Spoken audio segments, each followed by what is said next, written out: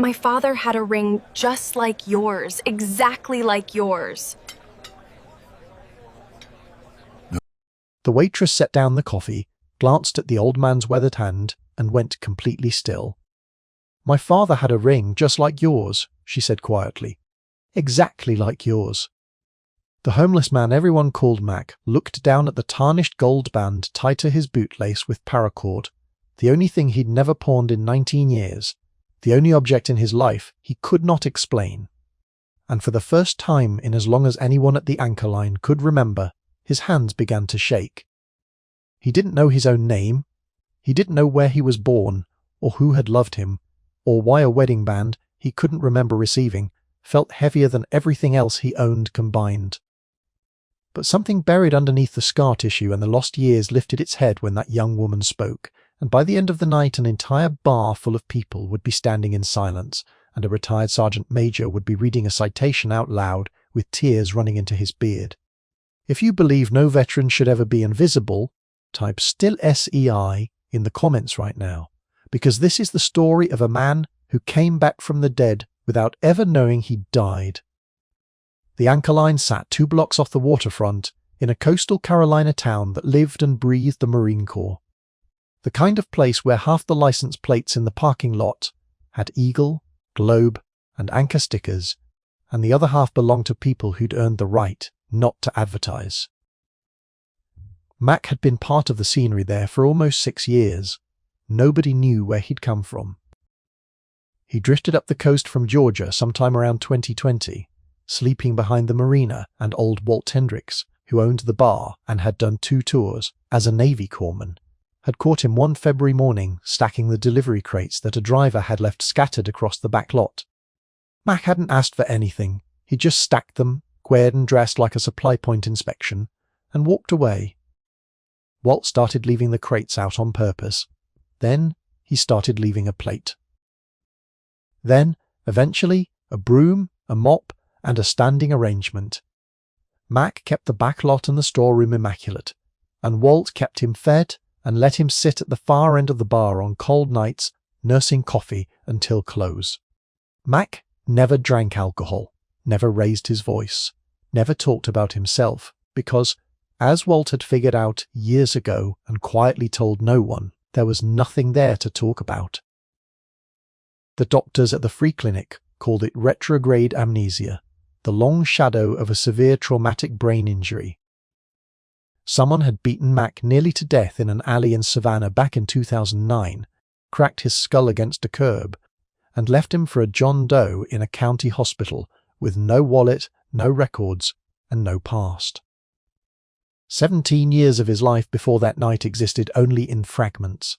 The smell of diesel made his chest tighten, fireworks put him flat on the ground with his arms over his head, and sometimes, in the half-second before waking, he heard a little girl laughing somewhere just out of sight. The staff at the hospital had needed something to call him, and a nurse had pointed at the faded letters tattooed on his forearm, a chipped, half-legible fragment that ended in the letters M-A-C.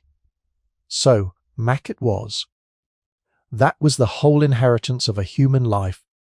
3 letters, a body full of shrapnel scars, no one could explain, and a gold wedding band, worn thin on the inside, that had been laced around his neck when they found him.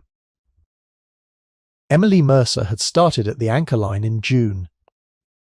28, sharp-eyed, quick with the regulars, she'd taken the job to cover rent while she finished her nursing certification at the community college, and she'd moved to the coast, she told people, because she'd wanted to be somewhere her father had loved. She never said more than that, and the regulars knew better than to ask, because there was a particular stillness that came over her face when she said the word father. The stillness of a door closed a long time ago on an empty room. What nobody at the bar knew was that Emily had spent her whole adult life looking for a ghost. Her father, Gunnery Sergeant Daniel Mercer, United States Marine Corps, had walked out of their house in the spring of 2007 when she was 9 years old and vanished off the face of the earth. Not deployed. Not dead, as far as anyone could prove, just gone, one of the thousands of combat veterans who came home from Fallujah, carrying something that eventually carried them away. Her mother had filed the reports. The Marine Corps League circulated his photo. Emily had grown up checking shelters' online registries, the way other kids checked sports scores, and she had made a private peace, the kind that isn't peace at all, with the likelihood that her father had died anonymous in a city she'd never visited, and that the last thing she'd ever have of him was the memory of him kneeling in the driveway, pressing his forehead against hers and telling her that Mercers don't quit. The night it happened was a Thursday, slow and rain-swept. Maybe a dozen people in the bar. Tyler Brandt was working the taps. 24, a good-looking kid with a fast mouth, 3 months on the job, the son of a developer who was buying up half the waterfront. Tyler had never liked Mac. It wasn't cruelty exactly. It was the reflexive discomfort of a young man who had never been tested by anything. Looking at a man who had clearly been tested by everything, and needing him to be a category instead of a person. That night when Mac came in dripping from the rain and took his usual stool, Tyler leaned over to Emily and said, not quietly enough, "Somebody needs to tell Walt this isn't a shelter." Guy sits there for hours, doesn't order anything, smells like a dumpster. It's bad for business. Emily didn't answer. She poured a fresh coffee, carried it down the length of the bar, and set it in front of Mac with 2 creamers, the way he liked it. And that was when she saw the ring. She had seen his hands 100 times, cracked, scarred, always clean, because Mac scrubbed them raw before he'd touch anything of Walt's. But tonight he had untied the paracord from his boot and was holding the band in his palm, turning it in the light, the way he did on bad nights, as if it were a radio that might suddenly start receiving. Emily's tray stopped moving. The ring was yellow gold, unusually wide, with a distinctive nilled edge, a pattern of tiny squared notches running the full circumference, like the teeth of a gear. She knew that pattern. She had grown up watching her mother turn its twin around and around on her own finger at the kitchen table during the bad years, had held it 1,000 times, had asked once why the edges looked like that, and her mother had smiled the saddest smile in the world and said, "Your dad picked them." He said a plain ring was for a plain marriage. "My father had a ring just like yours," Emily said. Her voice came out strange, formal, like a witness being sworn in, exactly like yours. Mac went rigid. The band slipped from his fingers, hit the bar top, and rang against the wood. A small, bright sound that seemed in that moment louder than the jukebox, louder than the rain. "Where did you get that ring?"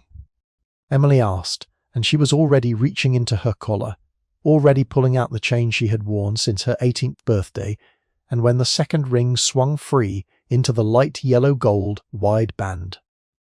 That same impossible gear-toothed edge, the coffee cup in Mac's hand, cracked against the saucer, and hot coffee ran across the bar, and neither of them moved to stop it. "I don't know," Mac said. It was almost a whisper. "Ma'am, I don't know where I got anything, down the bar." Tyler laughed, a short, nervous sound. "Come on, Em. Guy probably lifted it somewhere. No offense, buddy, but let's not do the soap opera, Tyler." The voice came from the corner booth, and it came the way a door comes off its hinges. Sergeant Major Raymond Cole, USMC, retired, 66 years old, a fixture of the Anchor Line every Thursday, and a man whose Thursday night quiet was so absolute that half the staff had never heard him speak, was on his feet. He wasn't looking at Tyler, he was looking at Mac, at the tattoo on the forearm, at the scars climbing the left side of the neck, at a face he was reading, the way you read a map of somewhere you almost died. He crossed the room slowly. He stopped 3 feet away. And then Sergeant Major Cole, who had buried more Marines than he could stand to count, said in a voice that shook, "Turn your left arm over, devil dog." Mac turned his arm. The tattoo everyone had ignored for 6 years. Chipped, faded, ruined by the same scar tissue that ruined everything, resolved under the bar light into what it had always been, not MAC, the tail end of a name. Emma Mercer. If this story has its hooks in you, the way it had its hooks in every soul in that bar, type EMPER Phi in the comments right now, because what the Sergeant Major said next brought the entire room to its feet. Danny Mercer, Cole said, and his voice broke clean in half on the second word.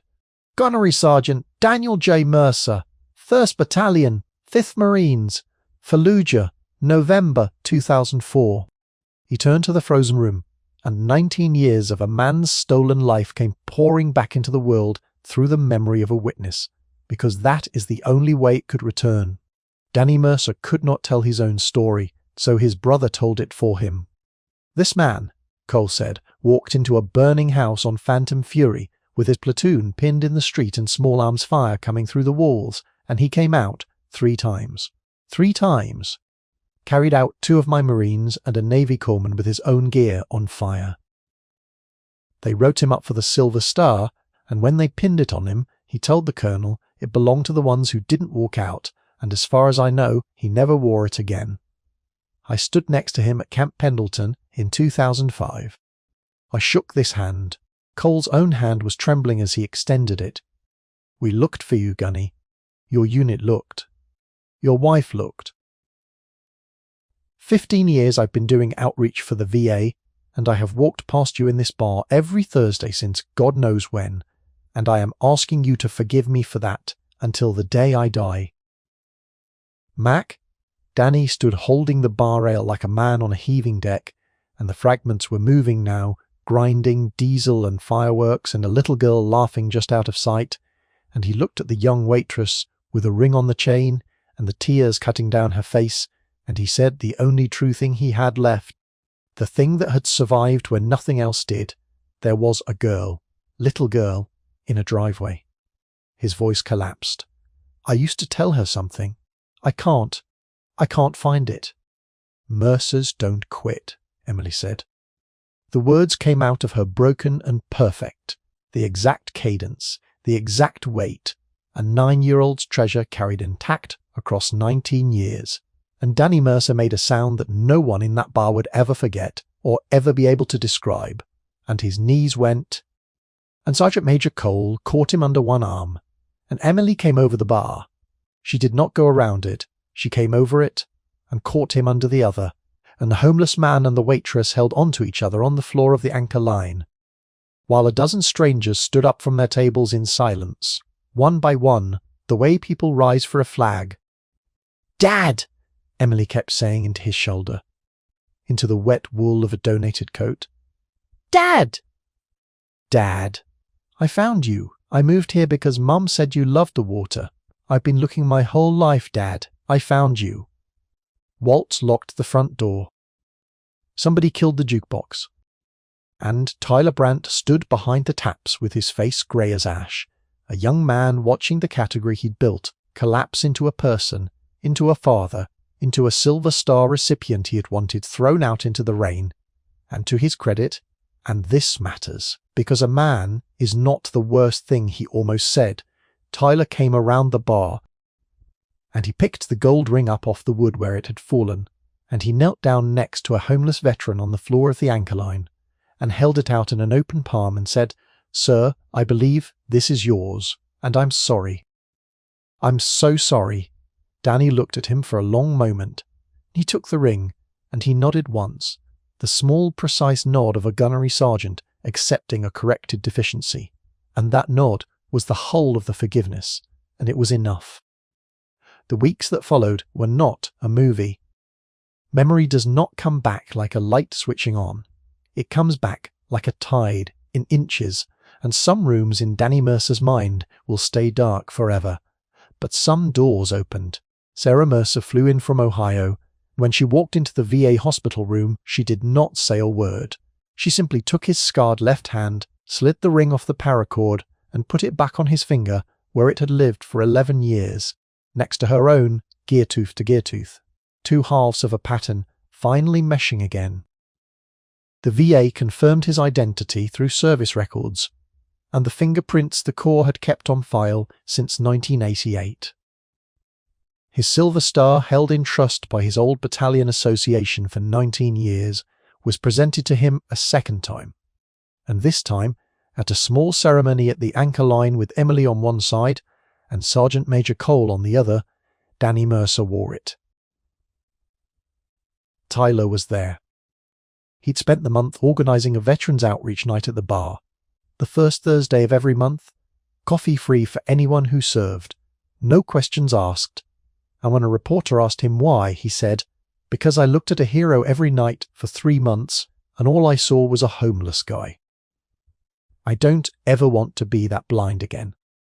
And if you go down to that waterfront town today, on a Thursday, you'll find a grey-haired man at the end of the bar with coffee and 2 creamers, and a nurse who sits with him when her shift ends. And if you look at his hand, you'll see a wide gold band with edges milled like the teeth of a gear, a ring that spent 19 years tied to a bootlace, holding a man's whole life for him, until his daughter walked in and read it like a name tag. 2 rings, 1 pattern, made to interlock. Some things remember even when we can't. If you believe every veteran deserves to be found, seen, and brought home, subscribe to this channel, because these are the stories of the ones still out there, and someone's father is waiting to be recognized.